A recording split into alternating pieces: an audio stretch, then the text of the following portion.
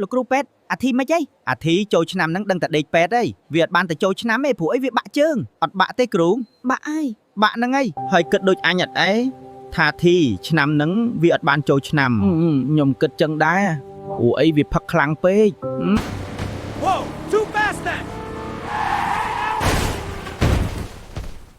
ជួយផងបងប្អូនអាធីបង្ហោះម៉ូតូបាក់ជើងហើយជួយផងអូយឈឺណាស់វាបាក់ជើងហើយមិនគួរហើយគិតដូចអញអត់អីថាធីឆ្នាំហ្នឹងវាអត់បានចូលឆ្នាំខ្ញុំគិតចឹងដែរព្រោះអីវាផឹកខ្លាំងពេក